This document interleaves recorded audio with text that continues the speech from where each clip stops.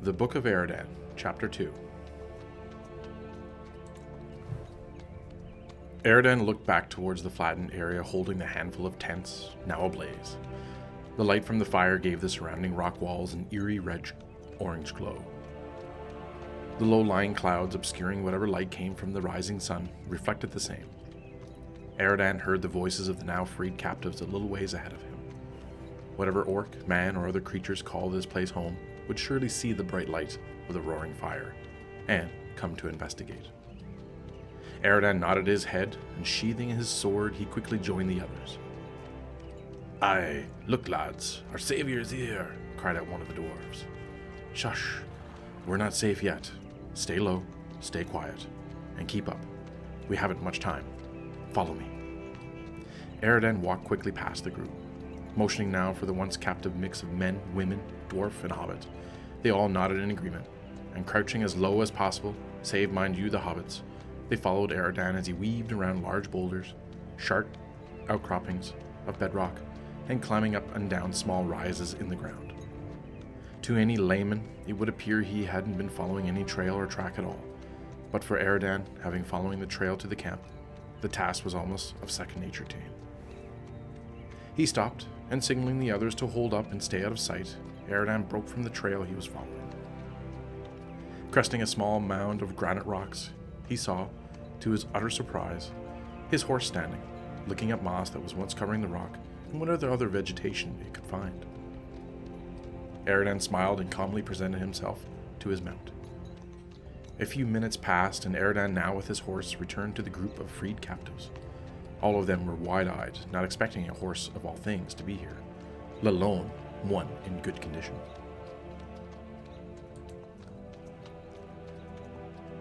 The journey will be a long one back to the East Road and onward to Bree. That's where I'll bring you.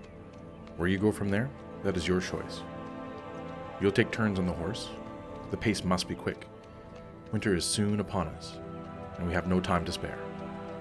Eradan now eyes each of them, assessing their presumed strength and stamina.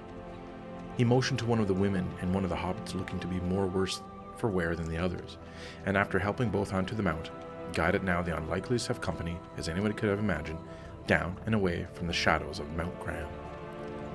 Hours had passed, with Eradan leading the group, who now saw themselves at the foothills of the high moors that stretched out to the north, west, and south, making up at once the lands of Rhudaur. The weather remained cold, damp, the clouds laying low and close. Finding a suitable place for the evening, Eradan set up camp, and ensuring all was safe and whatever small provisions Eradan had, the others ate and rested as best they could for the evening and into the next day. Eradan slept lightly, knowing that these lands were not safe from harm. Any form of beast or orc could be roaming the lands, especially at night. He had heard rumors of brigands, Northmen that roamed the former lands making up Rhudaur, raiding as far south as the East Road in unsuspecting caravans. He looked back at the sleeping party, all huddled around a low burning fire. He never suspected he'd be escorting this many so far into the wilds. He returned his gaze out to the darkness of the night, keeping eye and ear ever at the ready for the slightest of movement or sound. Morning came, and the party of dwarves, men, women, and the handful of hobbits awoken to the unsuspecting warmth of the sun rising from the east and onto their faces. "I did not know we would have missed the sun so much, but it feels like an eternity since I felt the warmth of it in my face," one of the hobbits had said. The others were now looking around. The men, the women, were consoling each other, all having a feeling of surrealness of where they were and where they currently are. Eradan was standing on the high rock, looking out into the distance, panning the horizon. A few moments passed, and he jumped and climbed down to the group, sitting now around the fire. "We must get moving. We're still too close to the mountains and the shadows of Mount Graham. This land does not favor the sun for long, and orcs will be roaming." Eradan now set out some of the last of his preserves, just enough to hand out to each. Looking back out to the horizon, and as he secured his pack on his horse, he wondered what the next leg of the journey would present. He would guide the group south across the wildlands of Rhudaur towards the Weather Hills, then down to the East Road, past Amon Sul, and on to Bree. Hopefully, if all goes well and the fortune experience so far continues, The journey to the Weather Hills would take 8 to 9 days to reach, and then another handful south to the Great East Road. From there, past Amon Sul to Bree, another 4 to 5 days. Altogether, Eradan wagered the journey would take 15 or 16 days. He looked back at the now gathered group of men, women, dwarves, and hobbits. Despite their wearied and miserable look of their clothes and demeanor, their faces showed renewed hope from the warmth of the sun. Eradan nodded to them, turned, and then proceeded on a southwesterly direction. Days passed, and despite the warm, clear, and favorable conditions, Eradan was unable to take advantage of the good weather. The group labored to keep pace with the ranger, and Eradan was forced to make frequent stops, find alternate paths around natural outcroppings and rocks, or the remains of the ruins of the kingdoms long since past that dwelt here. The 6th day since leaving the shadows of Mount Graham, Eradan set up a small camp on the crest of a large hill that gave a surprisingly serene and peaceful view, a vista giving him an unobstructed panoramic view of the surrounding country. To the northwest, he could see the still visible, foreboding, darkened peak of Mount Graham, and the Ettenmoors reaching out east towards the distant Misty Mountains. To the west was just within sight of his eyes, crested on the horizon, was the Weather Hills, rolling ever north and south.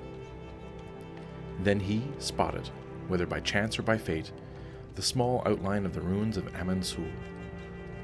They were still a number of days' travel away, but both Eradan's and the group's spirits and resolve were renewed. A day passed, and while Eradan scouted for a suitable camp for the evening, Eradan was greeted with a welcoming sight. The ranger, Baranor, who he had met just north of the Great East Road on his way to scout Mount Graham a little over 2 weeks ago, greeted him with a fresh game and open arms. "We meet once again, Eradan, under a favorable sky this evening," Baranor said, holding out his hand and arm. Eradan smiled, and clasping his hand around Baranor's forearm, Baranor followed suit. They both embraced each other in greetings and in kinship. "Favorable indeed. It is good to see you once again, friend." Eradan now stepping back and looking over Baranor. "Have you fared well since our last we met?" Baranor looked at Eradan and over his shoulder, behind the group now of men, women, dwarves, and hobbits. "Well, and uneventful, unlike what I see you've come across since." Eradan turned around to look at the group standing a number of yards behind, they all now looking over at the 2 rangers in conversation. "Yes, well, it seems my journey has been a little more complicated than yours." More pleasantries were passed between Eradan and Baranor, and an offering by their other ranger of fresh game for eating was made. The rangers with the group of free captives sat and heard the story of Eradan's journey to Mount Graham, the events at the bandit encampment, and from the escape to now. Baranor was amazed. "You have for assuredly proven your valor and worth this day, my friend. What are your plans now?" Baranor spoke with a reserved tone. Eradan, after taking a drink from his waterskin, "I'm making to Amon Sul, and then onto the east road to Bree. So far, the trek has been favorable, and we've kept clear of any orc or other patrol that I can attest to. There were more tents than men I fought there at the camp. Gives me warrant to know more of those men are out there. Once they find what happened, I'm sure they'll be on the hunt, but we've got days ahead of them. At least I hope so. Maybe the troll will help hinder any progress they would have in finding us." The evening passed, and Baranor bid Eradan to rest and sleep, build up his strength for the rest of the journey. He'll stand on watch for the night. And so Eradan found himself a quiet hole off to the side, and fell into a deep and restful sleep. Morning came, and the group was welcomed by Eradan, now tending to the remains of the fire, ensuring as little as possible remained of their presence. It was a difficult task, mind you. As for it was he himself alone, it was easy to cover one's tracks and trails. However, for this hodgepodge of free peoples made the task much more difficult. What happened to the other ranger? Wouldn't he help us get to Bree?" asked one of the men, now looking surprised, confused, and a little less sure of their situation. Eradan, while securing the straps and supplies onto his mount, looked over to the man. "No, Baranor has other matters to attend to. Don't be troubled. We will make it safely to Bree." Eradan gave him a smile, nodded, and then turned to peer over to the lands now presented to him by the rising of the sun to the east. The sun shone across the weather hills, now a mere 50 miles from where the party led by Eradan were. The barely visible ruins of the watchtower of Amon Sul glistened in the morning sun. Eradan smiled. He turned and bid the group to get ready, and soon moved out. Favor again was on their side. The relatively pleasant late autumn and early winter weather changed, and gray, melancholic clouds rolled in from the north. A chilled breeze blew down over the weather hills and onto the group, which fared much worse now than they ever had. Huddling up as close as possible while still making progress south. Eradan gave what blankets he and his heavy cloak he had to the women and men. The dwarves and hobbits seemed to be faring much better to his surprise. Although Eradan was chilled, he felt at home in this environment as much as sitting around a warm hearth and a mug of ale. He pressed on, and the group eagerly followed. 3 days passed since the meeting with Baranor, somewhere east of the Weather Hills, when the shadow of Amon Sul cast a darkness across the dell in the valley to the east, and finding a small cluster of trees along an adjacent hillside, he set camp for the night. One of the hobbits spoke up as the fire was being lit by one of the men, with aid from one of the other dwarves. At first, Eradan had done most of the preparing of camp, setting the fire, gathering edible plants, and the like. But now, more than halfway through their journey back to Bree, a routine had set in, each helping out in some form or fashion in preparing or breaking camp. The women started to prepare food for the evening and morning meals. The men gathered wood for the fire, the dwarves prepared areas for rest, the hobbits foraged for whatever berry, herb, or root they could find. Eradan ever was on the watch, scouting ahead and hunting when he could. For a second there, Eradan almost thought you'd take us to Weathertop and stay there. Was worried, what with those ghosts and all, said one of the hobbits. Oh, don't be so foolish. Old tales to scare the children to sleep, that's all, responded another. One of the dwarves piped up. Ah, lad, we'd have to agree with the half-lad. There'd be no ghost there, just bandits watching and waiting for one of our caravans to come up unguarded. They're not there at all time, but they're there more often than not, I tell you. Slit you in your sleep, they will. Take your worth, leaving you to bleed dry. Eradan thought about the dwarves he placed to rest back at the Trollshaws, found by Folco on his journey on the East Road, but thought it was unwise to mention it while they were still far from the safe haven of Bree. No harm will come of you this night, Eradan now interjected. That being said, no need to disturb what haunts these hills. Rest up, we're not out of the woods yet. It's still a 6-day journey before we reach the hedged walls and hills of Bree. Eradan grabbed some food and, making sure everything was set for the evening, went off again in the shadows of the night. You know, I once thought the rangers were unsavory folk, but this one, he's warming on me, said one of the other dwarves. Well, I sure hope so, but after he rescued you and us from the horrible southerners, can you imagine where we'd be right now? I shudder to think of it, said one of the women, now sitting down with some food in their hands. The rest of the evening, the group bantered back and forth, and after a short while, all was quiet, and they rested peacefully as one could in the wilds north of the Great East Road. Eradan, like a gargoyle, perched on top of a large boulder, seemingly placed on the high hill by a giant, listened and looked like a sentry, ready for any trouble that may come their way. They reached the Great East Road just east from the Weathertop, and the ruins of what was once called Amon Sul. The name lost to history, really only remembered by the last of the Dunedain and scholars who cared to know about it. Commoners called the tower Weathertop, for that was the name given to the hill. Eradan kept up a good pace past the tower and what was left of the crumbling stone archway that once greeted the travelers along the road.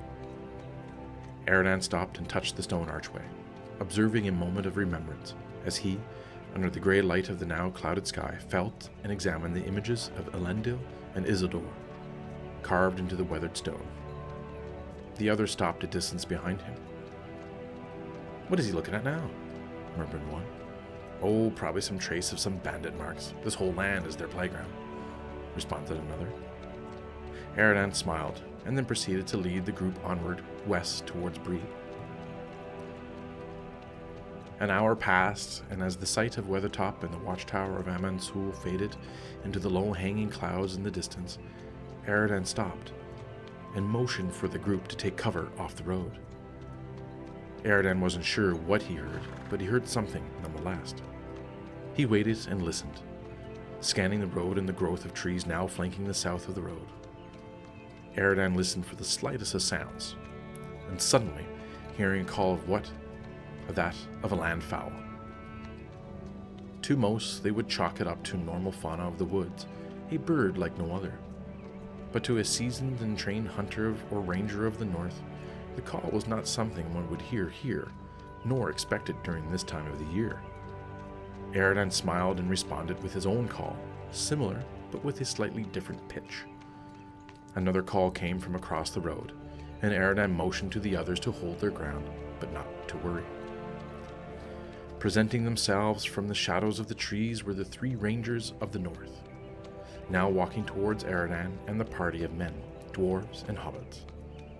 Eradan stood now in kind, greeting the 3 in good fashion. The group now looked on from the side of the east road, while the now 4 rangers stood to the side conversing with one another.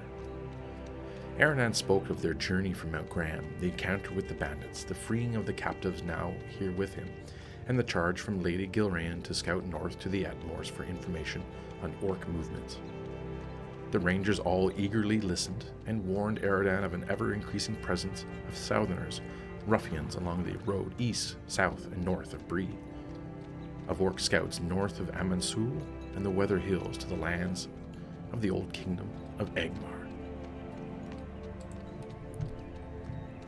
I don't know what to make of it, but if word has reached Rivendell of this, and Gilrayan and Elrond are increasing the watch, this does not bode well for this land. If what you say is true, and there is a presence of evil building near or in Mount Graham once again, I fear for all within these very lands. It has been a time since an army marched from here, and I doubt there is much strength left now amongst any of us to hold one at bay. The eldest of the rangers had said to Eradan. Eradan nodded his head in agreement. Once I safely bring them to Bree, I will make my way to Fornos and east to Mount Graham. I need to bring as much as I see back to Gilrayan to Rivendell before my task is complete. Eradan now looked past to the rangers and to the group. Fortunately, no bandits will trouble you back to Bree, with winter soon to settle in, and the mountain passes all but closed off due to the snow. Not much for bandits to rob, but their own ambitions, one of the other rangers noted. Saying their goodbye and watching the trio of rangers slip off into the trees and out of sight, Eradan bid the group to follow, now along the east road towards Bree. Days passed, and despite the road sitting high enough to be free of the damp and boggy ground of the Midgewater marshes, the miles of road was difficult to navigate nonetheless. With each footstep, the ground, which should have been hardened from the now cold and frost-laden air, seemed to envelop and pull down each of the party. The hobbits had a particularly hard time, and much help was needed to get them unstuck, Eradan promptly sitting them on the horse for this leg of the journey. A long day was had traversing the ground, and each and every one of the party, although not physically exhausted, felt the darkness of their dreams and shadow had befallen them. The eastern borders of the Chetwood now rose over the horizon, and as Eradan and the party crested on the last hill before reaching Bree, a handful of miles away, the smoke from the many chimneys of the village blanketed the valley. A sigh of relief waved over the party, and now everyone, save for the Eradan himself, was eager to get to the hedge, past the south gate, and into their homes or at the prancing pony. Eradan escorted them back, but a handful of miles or so away from the eastern wall of the hedge. I bid you peace and safety. My time with you is done. Eradan now spoke to the group. A sense of surprise came over each of the rescued, now eagerly awaiting to get to Bree. A series of thank yous, handshakes, hugs, and commitments to rewards were offered to Eradan, but he graciously accepted none. The ranger's oath to protect the land and the free peoples that dwell within it he held dearly, and therefore no reward was necessary. Watching as they progressed down and towards the hedge, Eradan now looked northward and to the Chetwood, grabbing supplies from Archit. He'd make his way north along the North Greenway and to the once great city of Stone, for he had heard of the former glory of Fornost and tales spoken to all rangers, young and old. Now turning back to see the group of men, women, dwarves, and hobbits reach the southern gate of the hedge, Eradan mounted his horse and proceeded north and in to the darkened forest of the Chetwood.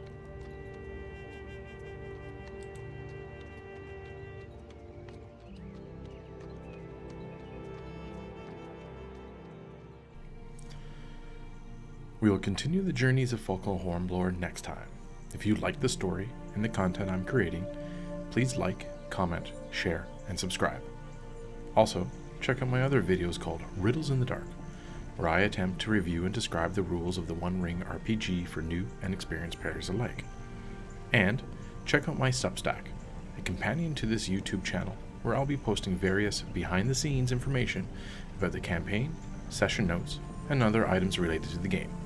You can find the link in the video description below. Thank you for watching. Cheers.